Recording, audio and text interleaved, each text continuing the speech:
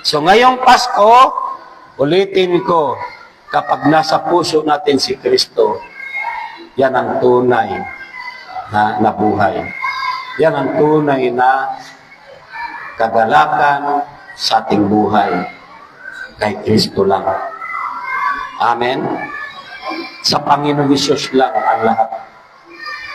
Wala man tayo mga material na bagay na yan, sa Panginoon tayo.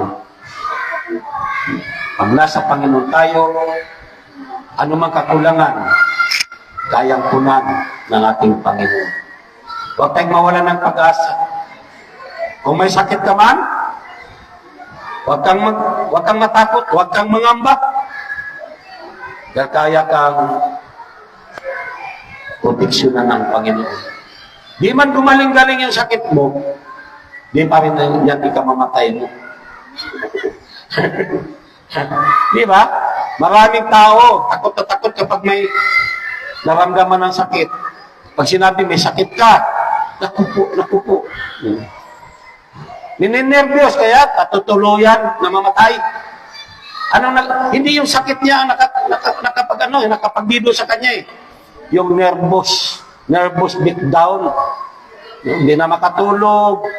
Niisip na yung sakit na sinabi ng doktor, yung finding sa kanya. Amen po? Maalis na. Maalis ang negatibong kaisipan.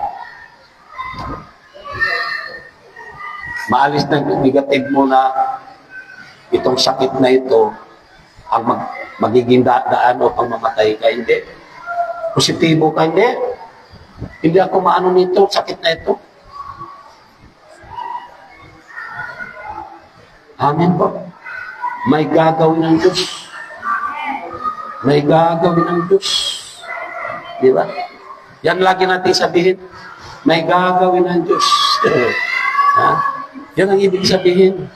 May gagawin ng Diyos sa Paskong darating. Ha? May gagawin ng Diyos sa buhay ko. Gagaling ako. Pagyayamanin ako. Tatanggapin ako sa trabaho. Yan ang positibo. Nabigo ka man, huwag kang magsawa. Huwag kang mawala ng pag-asa. Amen po. Kaya dapat sa darating na Kapaskuhan, wala man tayong mga bagay-bagay na material, lagi lang tayo na kay Kristo.